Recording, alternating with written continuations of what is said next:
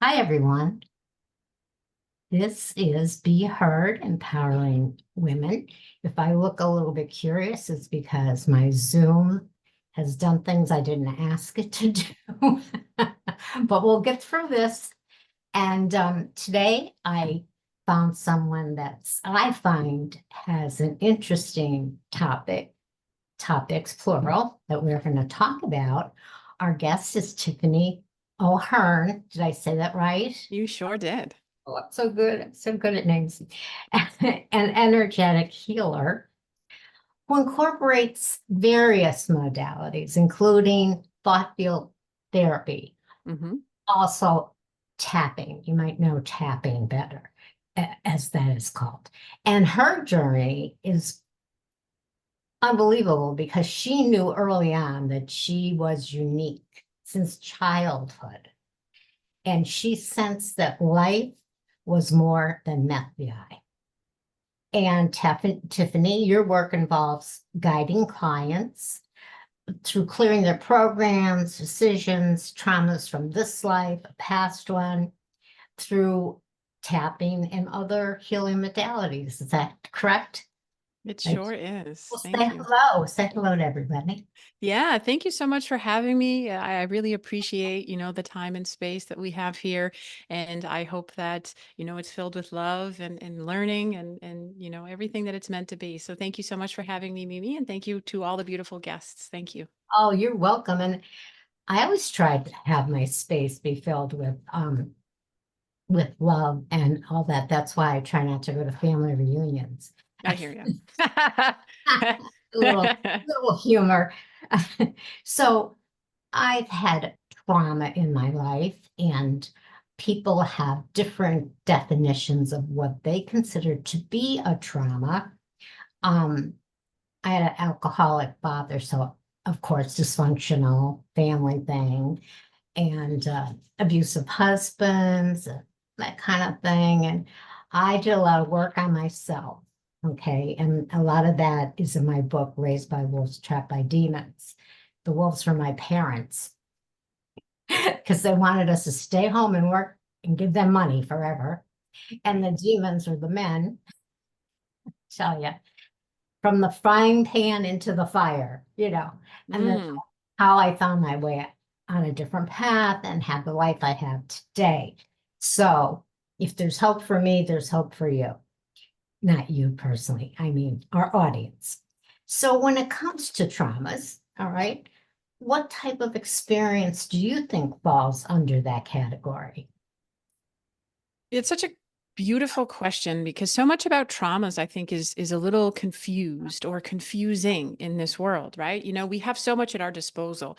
And so, if we think about trauma early in the early ways in which it was described, right? We're talking, early 80s, right? Where, okay, well, if you're in war, well, then you've had trauma, right? PTSD.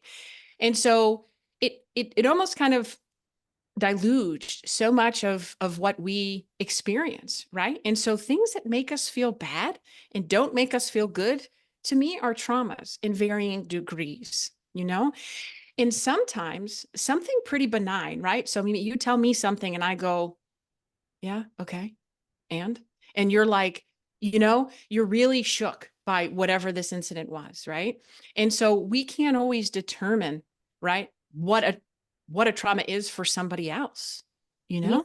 and it could be coming, this slight thing that you consider slight Right. might be a trigger from something else that you don't know about, And right? that's so, yeah, and that's so true because it all, so let's just say you and I are, I have this piece of hair, I found it. Okay. So you and I are siblings, right? And we Yeah. have the same life. We have the same life. We were brought up by the same parents. We've had the same economic upbringing, all of it. And yet you and I experience something, right? Let's just say a house fire, let's just say, right? And Hmm. you are stricken by it, and I am not. And it's a collection of our experiences, not only from this life, but I firmly know that it's from past lives, as well as that ancestral DNA component and what's being expressed in this life, you Yeah. know? And so Yeah, you can take something like, wow, you had a house fire. That must be really traumatic. And I'm like, actually, no, it was kind of beautiful. We got to rebuild everything, et cetera. Right. And then you say, I can't look at fire. I'm grief stricken, you right. know? And it's not that one is better than the other. You and I are just on different journeys, right? We're on Yes. different self realizations and things like that. So, you know, anything that makes us feel bad, anything that really causes us to react to a situation or Mhm. life is trauma induced, I feel, or fear based. I agree with you. I agree with you. I have to laugh because I have three daughters and two biological, and they're so different.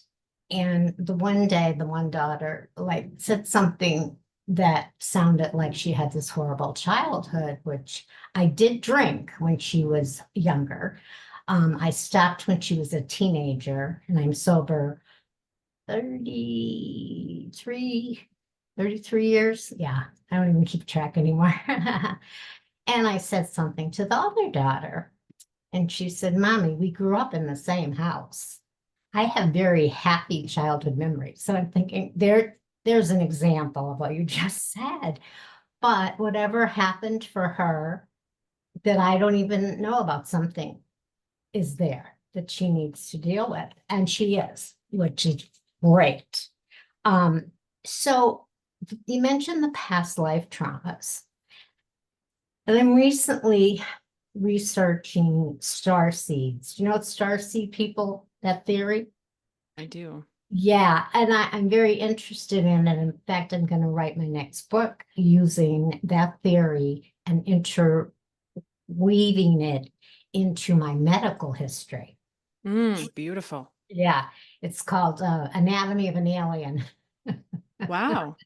because I have never been to a doctor yet that has not said to me, "Oh, I never saw this before." Mm, Get you wondering, right? that's But right. I also had gone to a psychiatrist. Oh, this is way back, like 30 years ago, maybe. And he had given me a book, Many Masters, Many Lives. I think that's what it was called. And it was about reincarnation and coming back in different forms. And I found that astounding because he was a psychiatrist, like Hmm. clinical, scientific man.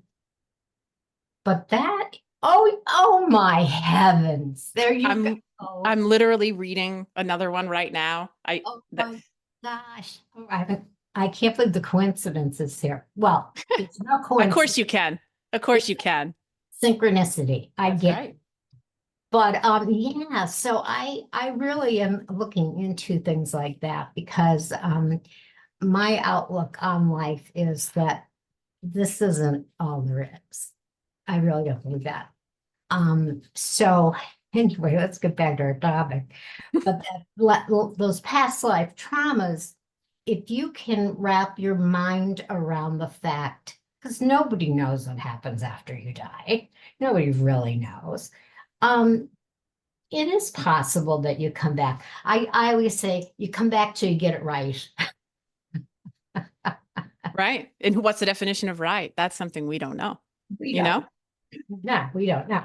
So that's interesting. But I believe that so something that's bothering me could be something that happened not even to a reincarnation of myself, but to an ancestor.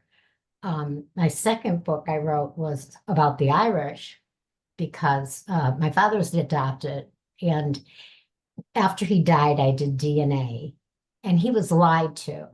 And he hated the Irish because his mother, they couldn't hide the fact that his mother, who put him in the orphanage, was Irish.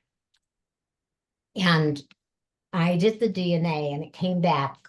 Your father is 100% Irish. Oh, So I had to go do that research. yeah. And when I found out what they went through, County Mayo, where both sides, his mother and his biological father, were from, which is odd. And they both ended up in Scranton, Pennsylvania. Again, interesting. Um, the trauma they went through. with English that hated them and they treated them like some white people treat Black people, they Right. were treated as inferior, Hmm. especially Catholics. They didn't like the Catholics. So I think about that as ancestral trauma. Is that what you're talking about? Things like that? Or do you have a different definition?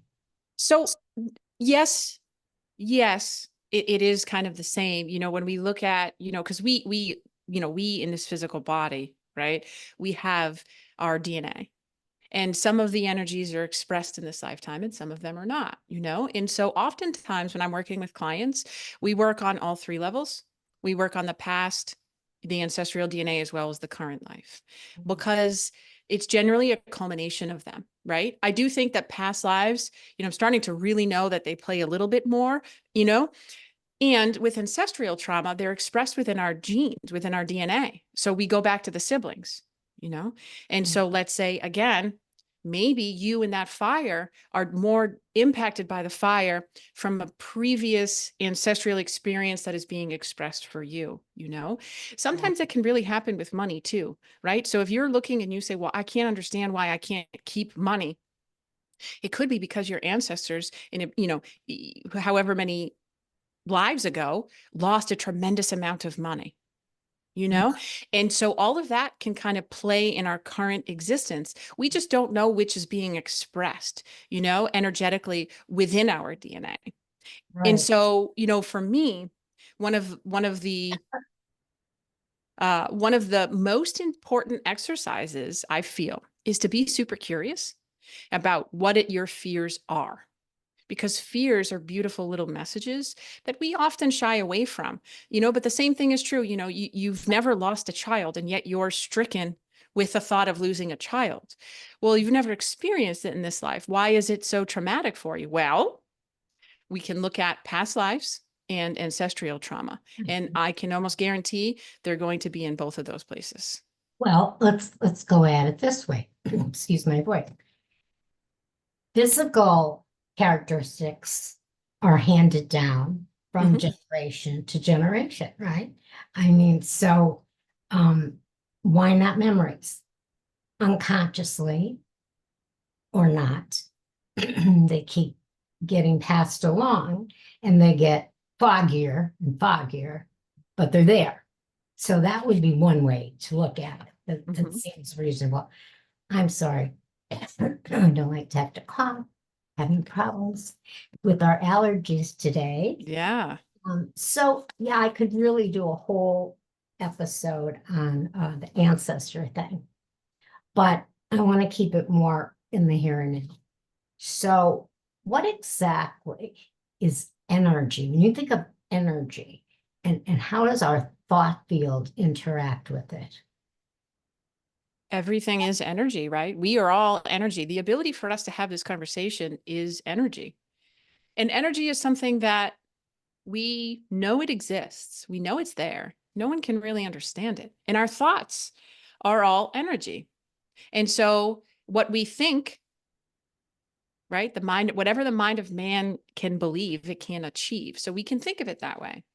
And so our thoughts are really instrumental in our life. The question is, what are you thinking? When we think about energy, energy is going throughout our body, right? So for me, when I feel bad, or when you feel bad, or when any of us feel bad, what it is our energy, our life force has stopped flowing. And sometimes we don't witness it in that moment. So let's say you just wake up and you just don't feel energetically vibrational. Well, I mean, we still are vibrating, right? But you're not feeling those high vibes. And instead you're feeling a lot of negativity. You're probably feeling grumpy, angry, whatever those negative feelings are. Well, it could have started the day before, right? But we just didn't honor it or witness it in that moment. And so it's almost like a waterfall where your energy is flowing, and then we revisit traumas and wounds, and then and we get a little log stuck in there. Oh, it's no problem. We got this. We're good, right? And then something else comes into our thought field, as it were, because nobody actually, if we think about it, nobody does anything inherently to us. It's how we receive it, Oh, absolutely. right? And those are dictated by the presence of our wounds or the absence. And exactly. so, right, just the same thing as someone can say something to you, right? And you go, oh, that was funny. Okay, love you. Bye. Like, not mine. And then somebody else can say the exact same thing to you. And it is catastrophic to you at that moment, right? Absolutely, absolutely. I'm in therapy right now because of 2020. Yeah. Excuse me. And the fact that I have an autoimmune disease, my husband has Parkinson's. We made the decision not to go out that year. A lot of people did. And I got really depressed because I'm a people person and it was really hard. And I start doing therapy on Zoom, you know, and she mentioned a lot of the things that we are talking about. And also that my triggers, which I had so much therapy in my life. I mean, I went to rehab or 28 days, and then I did some other things, and psychiatry and groups and all that stuff. And I thought, wow, I'm depressed. I thought I fixed everything. Well, of course, you're depressed. This is a new trauma. 2020 was a trauma. Hmm. Nobody could say it was not in some way a trauma. Anyway, I find that triggers can be so subtle. And I used to be a reactor, and you're going to get into this, I'm sure. Instead of responding to something, I would react to something. So I could bite your head right off, and you wouldn't even know why. And through my journey, I've learned that when I get triggered, I don't have to understand at that moment what's going on, but I need to sit with it for a moment and think about what was it that triggered me? Was it really what they said right now, or was it something deep down in my subconscious or unconscious? Do you relate to that? That Totally. that Yeah. Yeah. Because, to me, they're all little gifts if we choose to see it that way, and that sounds a little off, right? Because you're like, wait, I just put my foot in my mouth and reacted poorly. And what I always say is, yes, but the next thing matters, right? So, what is the next thing you can do? Can it be that self reflection? Because that's really what we're being called to do. I reacted. Those are the gifts. A yeah, reaction is a wound of some kind that got poked, right? And so, if that's we can sit with that, yeah. and ask ourselves, what about that? Oh, my mom used to, or, my brother, or, right. So we can go on and on. Yeah, And that's so these are the gifts that we have. And they, in two things are really important when we react. And one of them is after the reaction is to create the space between the thoughts so that, because when we get upset, when we get triggered, we start to look for things like a magnet that honor our trigger, honor that wound. And so, you say to me, I don't want to talk to you right now, and I lose it, right? mhm, And mhm. now I'm looking for all the ways that you don't appreciate me, Yeah, that you don't see me. And so, yeah, oh, there we go again. You're doing the same thing. Oh, here we go again. And so we start to look for the ways, and our ego wants to keep us safe. So our ego says, it's them. Yeah, don't worry, that's not you. Okay. yeah, Just keep looking at them, right? yeah, But our spirit, our soul wants us to go inward. And so if we resist the ego and can go inward, that's where the answers truly are. Because I do know that we have all the answers if we can be quiet enough. yeah. And they're And if not we, in our brain. that's I right. And people think, they're going to figure it out if they think about it and they go in their brain. Well, no, because the brain is a bullshit artist. The brain is going to convince you to do something. And then once you do it, it's going to criticize you and say, why did you do that? So, Right. my minister talks about that all the time. Like I said, we're not really a religious community. And he talks about that most people on this planet think with their head, and they're in their head. They're in their head most of the time. Where when you do things like meditation, you're not in your head. you're dropping down into the soul, into your heart, let's say. And so that's why we actually do meditation during our service, you know.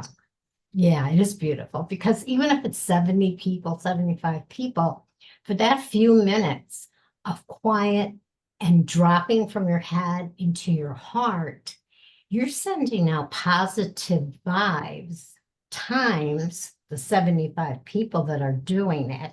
It's a Okay. collective experience of love. It is. And if more people did that, we wouldn't have such a crazy world, I agree. but they're not there yet, and It's okay because we can be, right? We can be that light. Just sending love to complete strangers is one of the most beautiful acts of giving that I think that we can possibly have and do because it's just about putting more love out there, in there, and in a lot of our life is if we don't have discernment, if we don't have the ability to look inward, is going to feel pretty hard, I find, and stuck and unfulfilling. When yeah, we can go inward, as hard as it may be, all of that starts to really unravel because we really need to hold ourselves accountable for what it is that we don't know and what it is that we do know. You know, and so often we want to hold ourselves in fear or guilt. And these are just, they're not good. They're not good spaces. They're not good energies to be in. And well, the ego is holding us there. yeah, And so often we often, more often than not, especially in lack of meditation or thought mindfulness or whatever you want to call it, we spend most of our time in the past or in the future when exactly. That yeah, is so true. I tell, now I tell my, now I tell my husband, he's a time traveler because no matter what is going to happen, whether we're going to have guests or we're going on a trip, he's into well, I don't know if they're going to like sleeping on the couch or what, I don't know if I'm going to be able to handle the airport or, all these things. And I'm right, going, you're time traveling. Stay in the now. yeah, You know what's going to happen. And usually it's lovely. Um, Airports, as crazy as that industry airlines are, right, we get my they call chair escorts or whatever, because he definitely can't walk through those long yeah. airports to get to the right gate. And the first time I got one of them, I didn't get one for myself, and I found myself running to keep up with that. You had breast cancer, you have autoimmune diseases, you have all these things wrong with you. Move I over, I'm coming in. could share. So things like that. But I'm more positive and centered in the now, which is a good thing because when I drank, I was in the past. Yeah, That was from guilt, shame, staying stuck with the bad things that had happened to me.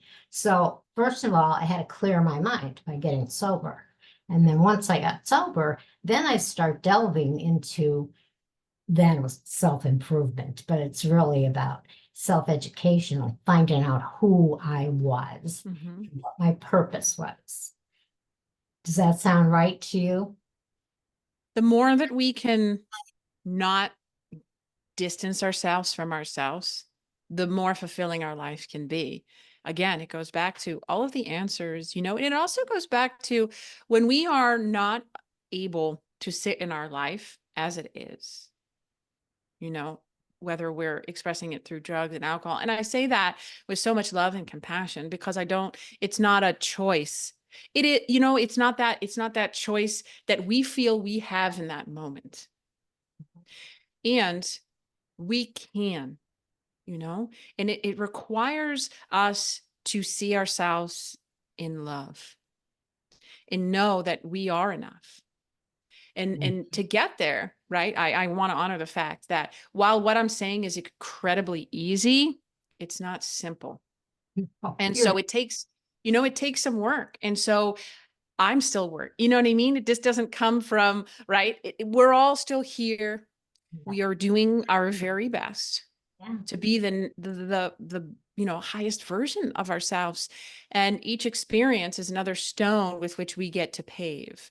Now, where we go with it is, again, that choice that we have within. And so we can,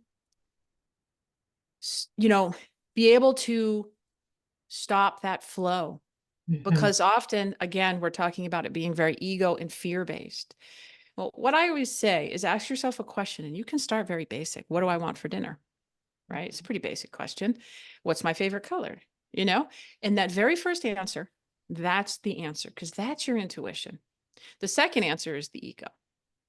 And that's the one that's going to keep you from your first answer. But the more that we can hold our first answer, right, in love, the Yes. more that our intuition comes through, and we can start to really recognize the ego. Yeah. So it's like, what do I want for dinner? Oh, I definitely want Mexican. Oh, but I don't know if my family's going to want Mexican, or maybe I shouldn't say anything because I'm kind of, and then that's the ego, right? Yes. The question is, what do you want for dinner? That's the question. Yeah. Yeah. Absolutely. Yeah, And I we, agree with that. I can see where you're going with that. And so for me, I know I was talking about reacting versus responding and which one was healthier. And growing up as I did, I had no time for response. I always had to react because it was violence, a lot of violence around me the first half of my life. And so it had to be that flight or fight had to kick in. And I've done both. But in writing my memoir, some of my family and some of my husband's family were very upset.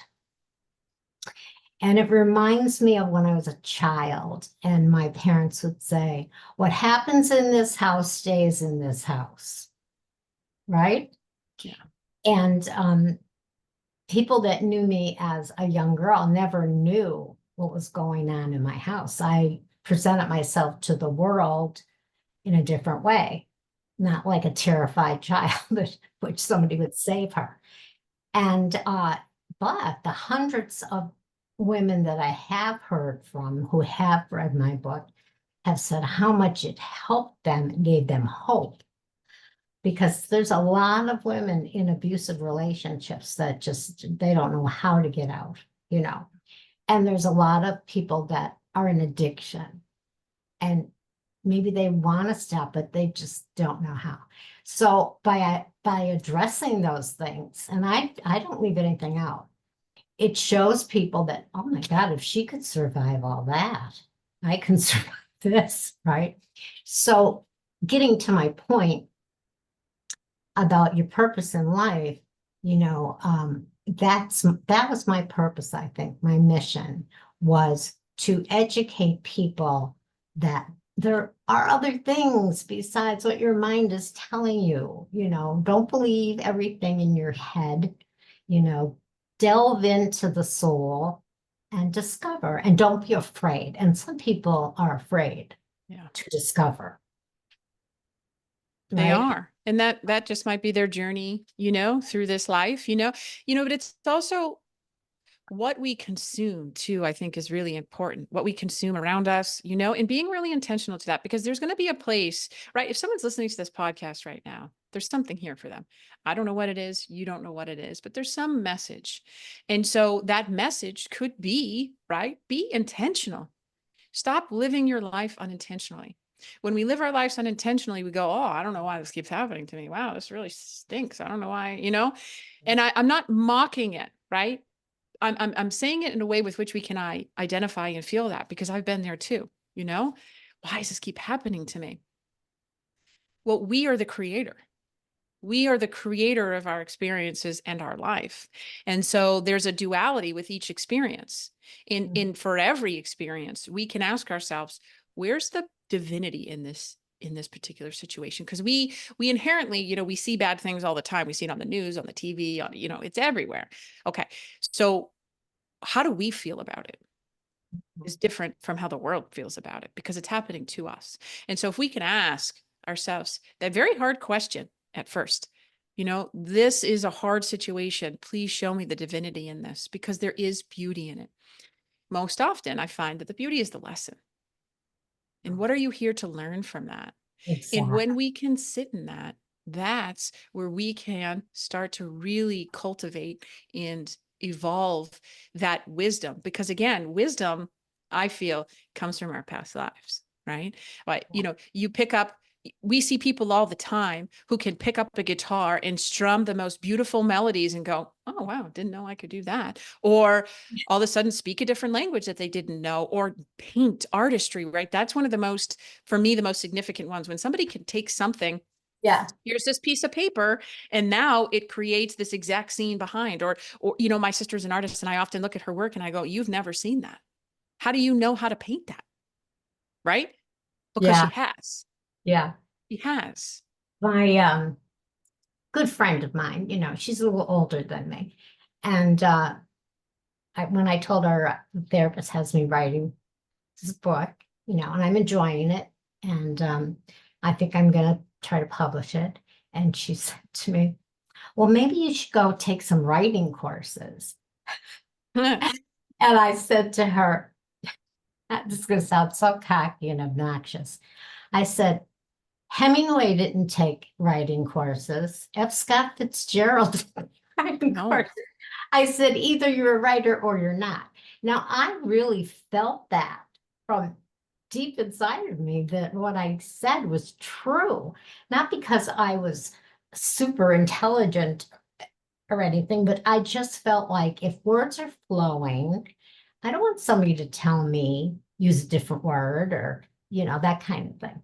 No, Now, because that, oh, yeah, no, I was saying now I did get an editor just to check because a makes lot of sense. the writing could be flow of consciousness and maybe I repeat it myself or something. But I have to laugh at that when she said take some classes. I thought, But and again, that is something fear-based from her coming through. And you didn't accept that. You didn't receive that as your reality, as your truth, and so when we have these beautiful moments in our life where we stand rooted and we go, actually, no, it's that's right. because we know. We don't believe we can write a book. We don't think, we don't hope, we know. And that is the greatest difference. What do you know? Because when we know something, somebody cannot take that from us. Right. I know. And it really, I was amazed at myself that I reacted so quickly the way I did with the confidence I did. I could have got insulted too. I could have got upset with her, but it just all became a big joke between us. And I'm on my fourth book that I'm writing. So maybe Amazing. I was related to Hemingway. I don't know. Hey, maybe you were, right? There's also that. Hey, we never know. We But never, that's again, that's the difference. You know something. And that's the greatest thing is think about what it is that you know, because what you know, people cannot take from you. that's right. What you're waver on, like, oh, I think I'm worthy. And then someone says, oh no, you should probably take a writing course. And you go, psh, psh, psh, I knew I could never be a writer. Exactly. I'm not good enough, Right. right? No. I met a girl Sunday, first time at our spiritual community. And I was talking to them about the process of writing the book. And not this girl, but her friend said, oh, Mary wrote a book. Now, Mary didn't tell me she wrote a book. Her friend Mhm. told me. And I said, did you get it published? And she said, well, I couldn't get, she went through the old-fashioned way. And then she finally published on Amazon. She said, well, I finally published it, but I only sold one book. Oh, And I said, you know, I was sitting here, a complete stranger, talking about writing a book, and you never said I wrote a book too. So there's something going on there. You're holding back. Like she's not marketing. She's not trying to get that book out there. You know there's what I'm saying? energetic blocks, There's a block. Yeah, because if we don't know something, right? It's really hard for us to continue in that because it's felt. And that's what I'm learning so much in this work that I'm doing. When we look at other healers, when we follow people, really the biggest question of discernment that I really think that we should ask whenever you read a book is, does this person know this? Meaning, are they in full alignment with it? Do they live it, right? If you're reading about people who, manifested money, and you say, well, how much money do you have? And they say, well, I have $4. Might not be the person to follow, right? Because they're not living in alignment with themselves. And therefore, whatever you're receiving from them is also energetically blocked, if that makes sense. Yeah, When we come to love, I know that I love myself. I know I do. I know that I can guide people towards their love because I know I can do it because I did it. Do you know what I mean? And that's the thing, right? Like, people can stop drinking because you stopped drinking. that's You right. know it. That's You right. know it. And if you didn't think you could stop drinking, you wouldn't have stopped drinking. You would have done the program and been like, well, yeah, that's fine. Okay, where's my next drink? Right? Right. Because you weren't committed to it, for whatever reason. And that's the journey, that's whatever it is. And that's why for me, it's so important to get this out, to be on podcasts, to share the messages of love, because if you're listening, this could be the one message. And it doesn't even have to be what I say. It can be what you say, or it could just be the collective energies of it. But there might be that one thing that shifts you in the direction with which your soul is meant to become, which is more towards love. Exactly. And I wanted to be an English teacher, and my parents, the Wolves, kept me from that. And then the husband, of course, kept me from that. And then I had children, and I ended up getting to go to college on my own with two little kids, no child support, but I went and I got my degree, and I didn't become an English teacher, but I did become an independent living skills teacher, which was teaching disabled people who were in nursing homes how to live alone and get out of that nursing home. That's That's beautiful. teaching, isn't it? So I did become a teacher. And Correct. the other thing was that when I got sober, I sponsored people. Mm, I sponsored dozens of women. And guess what? That was teaching. that's right. So I look at it that way. I wasn't meant to be an English teacher. Right. Right. Yeah. But it So doesn't people, mean that you weren't meant to be a teacher. exactly, exactly. And let's talk about the thought, the tapping, the field interaction with energy, those kind of things that you do. I assume that's Mhm. what you do in your practice, right? So you deal with that with thought field therapy, I believe it's called. Yeah. So with this particular healing modality, it is, we have our beautiful subconscious mind, and for instance, right, I do know that we come here contracted isn't maybe the best word, but we know the situations with which we're coming into, the lessons that we're here to learn. When we get to the conscious level, those subconscious, knowings are not dissolved, but they're not as accessible to us. And so again, we now have this human experience with traumas and wounds and things like that. And they're also expressed in our physical body. And so with thought field therapy, it's a component of your thoughts coupled with your physical body, coupled with your subconscious mind. And with that, we can help dissolve, right? And again, I'm not doing the work. I'm simply the guide towards it because we use, the client, your energy and everything else. But pinpointing, right? So you can have an onion, right? And you come to me and you say, oh, I just don't really feel worthy. And we could just clear worthiness. It's probably a great place to start, right? But we know that's not the middle of the onion. And so if we can, and often every time, the person that I'm sitting with will tell me their programs. They just don't realize that they're programs. Nobody ever sees me. Nobody ever hears me. Oh, program. And so we can follow that, right? And get crystal clear on that wound. We can even find, is it more from a past life? Is it Right. within the ancestral DNA, or is it more within the current life? More often than not, it's more the latter of the two, while also being expressed in this life, because energies attract energies, you know? And so if we're in this life, again, we can look at alcohol, right? You have that, right? But there's past life stuff with that too, as well as that ancestral DNA. And so we can work with these wounds, Mhm. find the origin point, and then nudge the subconscious in such a way that it now knows that that program, it doesn't exist anymore. It's dissolved. For instance, I grew up incredibly fearful of wind. Really? Yeah, I would hide. I would actually sleep in the hallway. And I never really expressed how much I didn't like wind to, like, my mom. She didn't know, but I would sleep in the hallway when it was windy. I never had a tree. I never had, like, to me, it was always confusing, but I was very, very fearful of wind.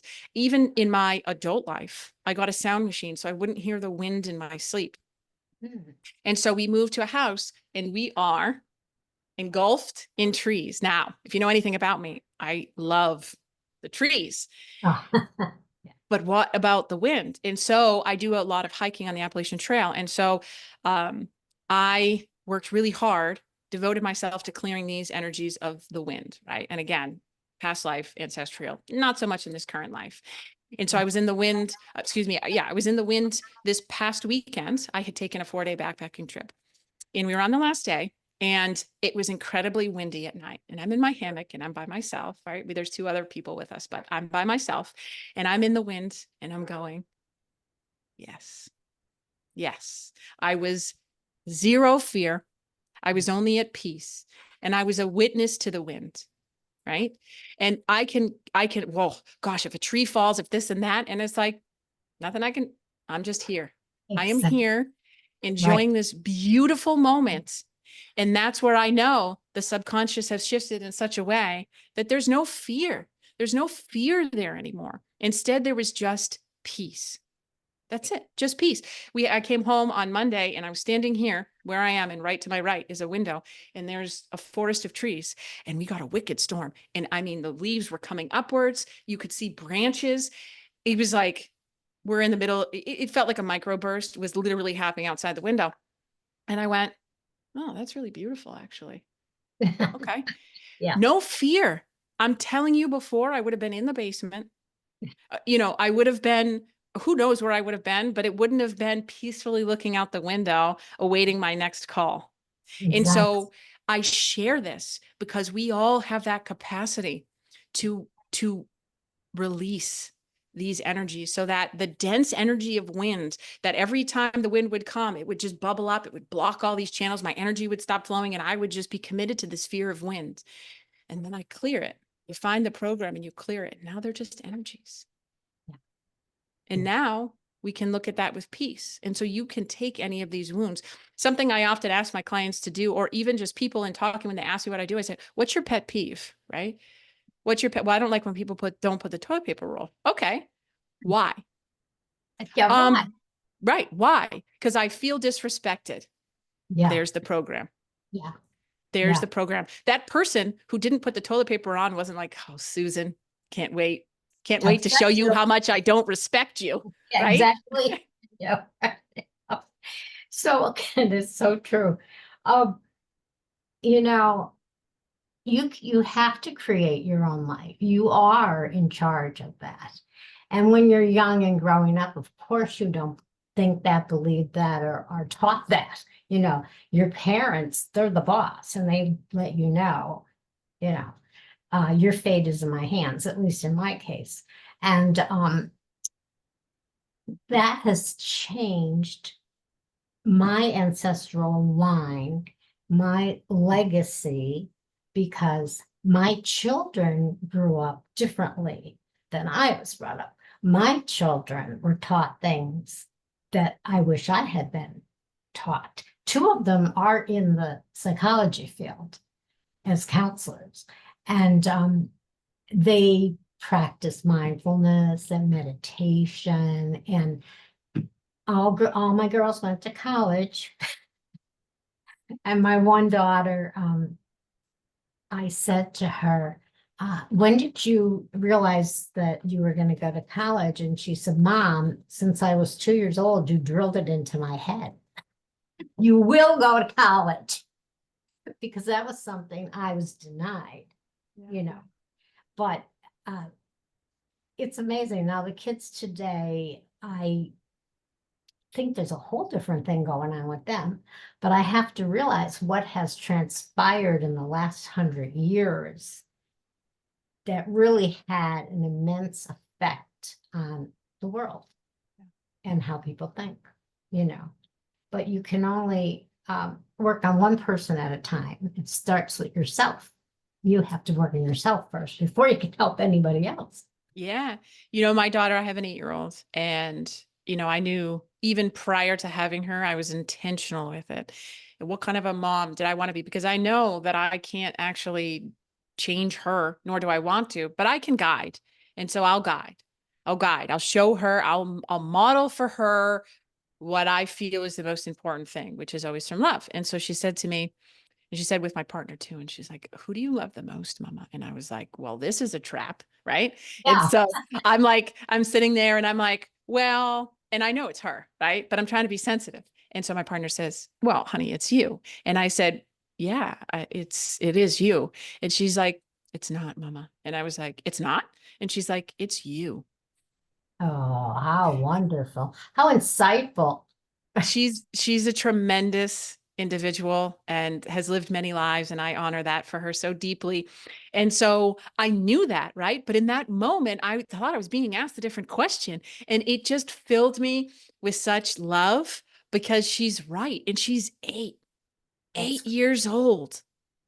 that, my grandchildren, they're mostly grown up now. They're from 16 to 26. But I have a great grandson. And but my grandchildren, when they were younger, they would say to me, "Who do you love the most?" Right? And I'd always say, "Oh, I love you all the same." Yeah. And they'd go, "No, no, you know, who's your favorite?" "No, I love you all the same." And then my granddaughter, because I have three grandsons, so she's the only princess. And she wouldn't say, "Who do you love the most?" She'd say, "Nana, I know I'm your favorite." You know, and it's such a funny thing, because we do know that. And we do know that. And the reason why is because it's a connection. It's not a favorite. Right. Right. We humanize it and say, well, who is your favorite? Which sounds really kind of negative for everybody else. But there It's, are people in our life that we have a more soulful connection towards. And there's nothing wrong with that. This may be your first experience with your other grandchildren, but not her. And she knows it too. yeah, yeah. Yeah, it's interesting. Children, when they're born, are so perfect. And I believe that they kind of know everything from their past, meaning their Yeah. ancestral Mhm. past, their reliving lives past. But as they get older, they forget, We you know, help them to. and we help them to. We help them to, because a baby is pure love. They're pure love. And Yeah, then we do the things because our parents did the things, and we're not willing or able in those moments to seek outside, right? And so if we are, then we do things really differently. And the beautiful part about that, it's a gift for us, because it helps to reparent our inner child. It helps to provide that love. When I'm holding my daughter, I'm also holding me. And I know that. And like, for instance, my daughter's grandmother died, and I work out of a healing center, and she's really just a mentor. She's just a wonderful person. She said to me, well, ask her what she feels about it, because they're closer to it, right? We say, death is terrible. It's bad. It's going to cause you grief. We're all going to wear black, and we're going to mourn, and we're going to cry, right? yeah, And my daughter says, no, it's okay. It's okay. I'm not upset. She's in a different place now. She's where she's supposed to be. yeah. And that's the difference, is because when we can hold the children in pure light, in love, they Yes. continue to be. Right. But that takes it's a tall order for some of us parents. And I don't discount it because it takes a lot of energy. It takes a lot of awareness and it takes a lot of emotional stability.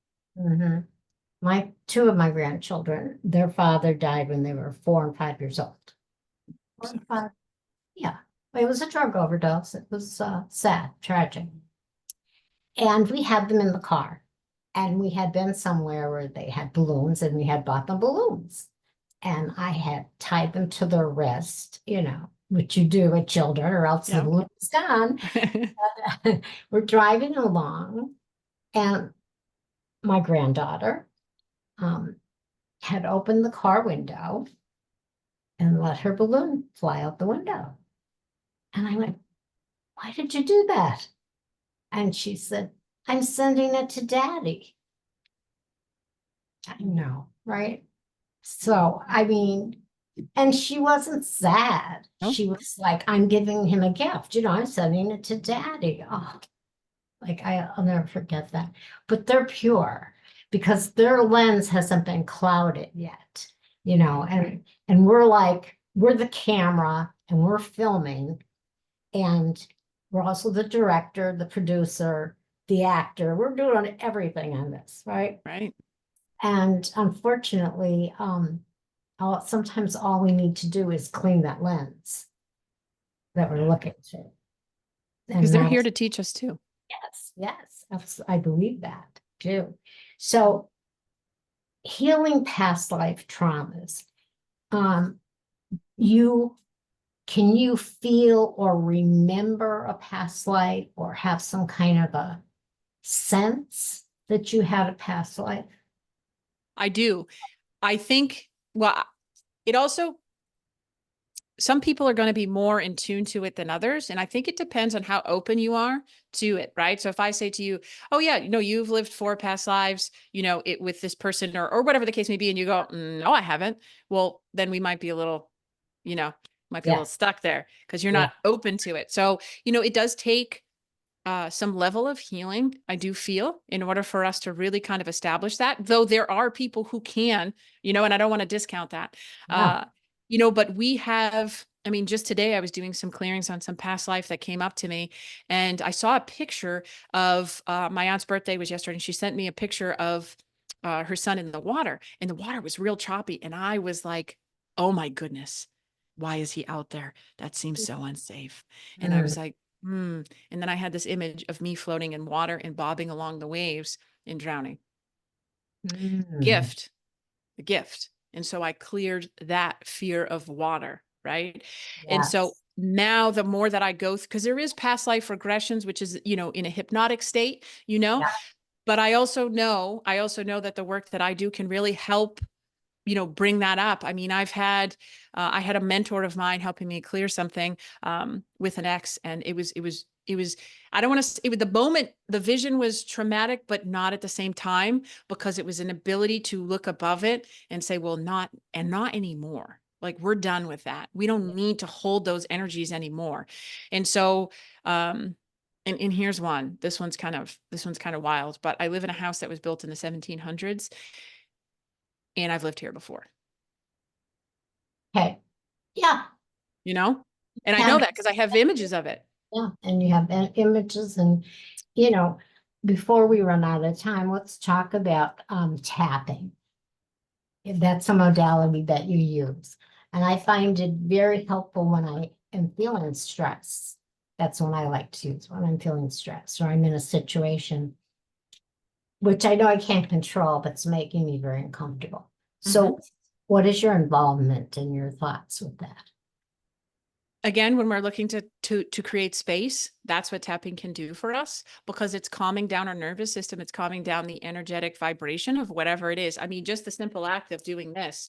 If you notice, whenever you get mad, you really want to hit your fist. It's that explosion of energy. There's a point right here on your finger, and that alone can help disperse that energy. And so we use 15 points. So thought field therapy is tapping, and it's been around since the 70s. But I think in the 90s, I might be speaking off turn, but the emotional freedom technique, which is a shortened version of thought field therapy, which is still tapping points. So tapping points is a tremendous relief. And I'm not discounting that at all. Oftentimes, if my daughter can't sleep, I just start tapping her points, and soon she's off into her dream world, right? Because it's just about calming the energies. So calming the energies, EFT is a beautiful thing.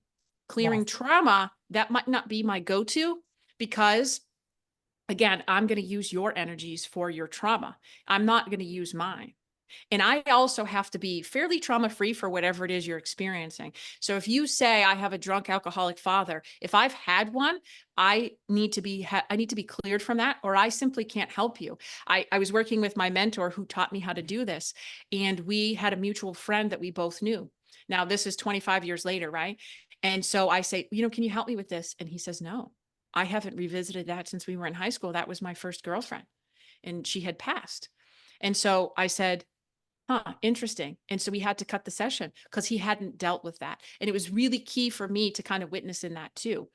I have to be right. And I devote myself to be as clear as possible for my clients so that I can guide them without prejudice, because or else my energies will start to interrupt their session. And it's not about me, it's about them. And Yeah. so, why am I keep being around alcoholics is also another huge past life opportunity there, or a current life opportunity to say, whoa, whoa, whoa, these patterns they're continuous in my life, and I need to stop them. And that's where we can come to the thought field therapy to remove them, not only from your energetic body, but also from your subconscious mind. Not remove them, but ease them so that you have a new program, which is, that doesn't serve me anymore. Being around abuse, I've learned those lessons, right? Yeah. And Exactly. also, I do believe if you're coming here to heal, you have that ability to heal. Although I always ask the energetic body too, is this something that we, can work on, right? And I've always gotten a yes from the other person's energy, but I'm open to the fact that maybe there's a point where I haven't received that yet.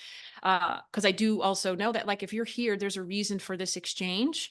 And so we're going to help you get to that. Some people get really afraid after, it's almost like fear that they don't know what to do because we've held on to these programs for so long. I'm just going to be around abusive people. People are just going to abuse me. And the ego gets so intertwined in that it's really hard to let go. And I've had clients like that as well. And then some go, no, yeah, I'm yours, like, let's just work through this, and it's not forever, right? We just want to get you feeling better, give you that opportunity to create those space between your thoughts, so you now have the ability. And there's lots of other modalities out there. I'm not suggesting mine is the best one, right? It's just another form for you to heal. Yeah, and I think too, this is not things that you should necessarily try to do alone. I think you do Okay. need a guide. And if I hadn't gotten sober in 1991, okay, um, I wouldn't have helped anybody, including myself, because what I was doing then, before then, was numbing my feelings, pushing down hurtful memories, past, present, or ancestral.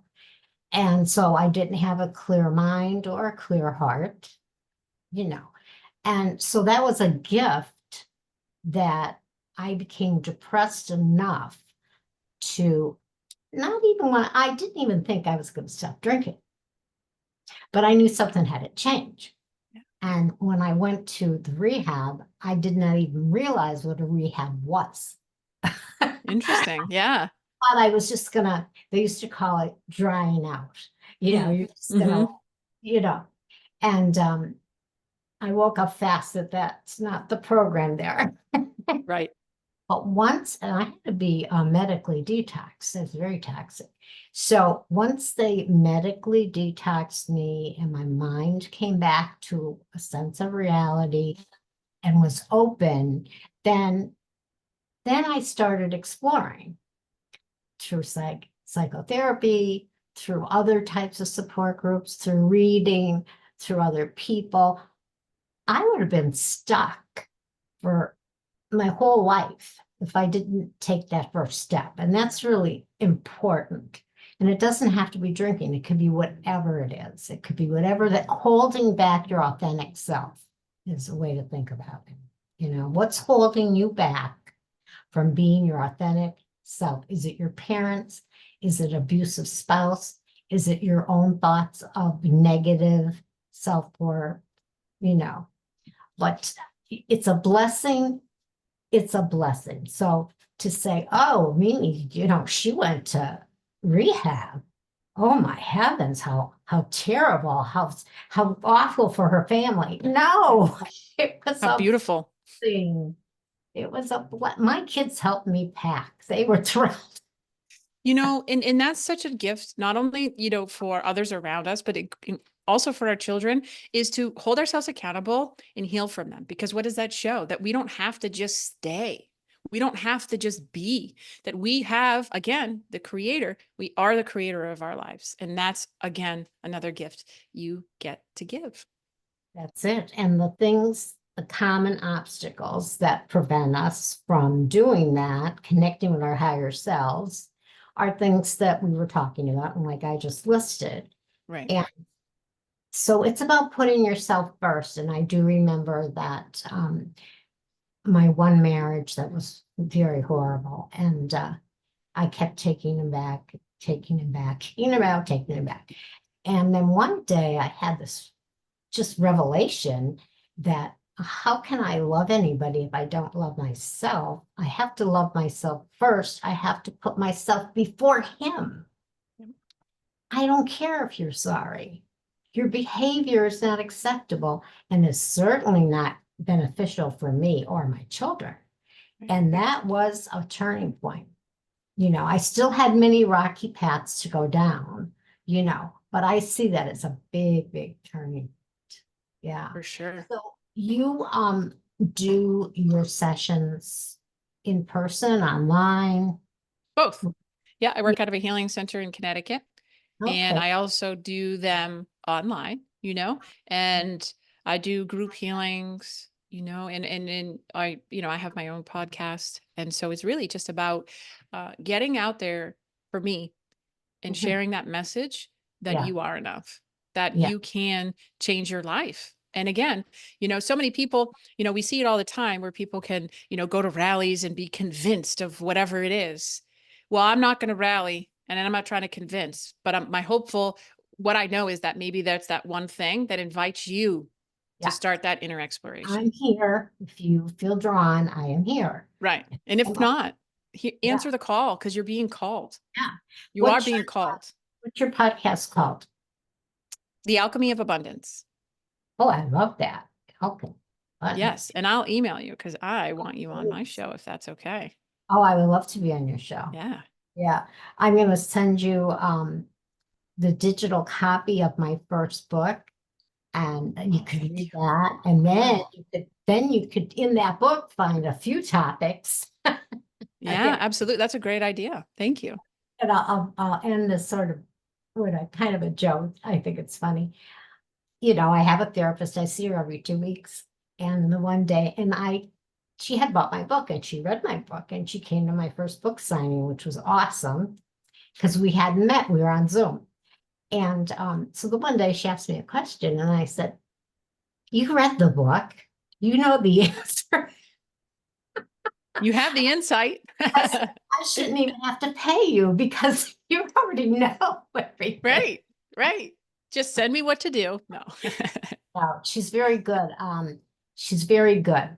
She gets me to look into things and come up with my own answers and sometimes question them.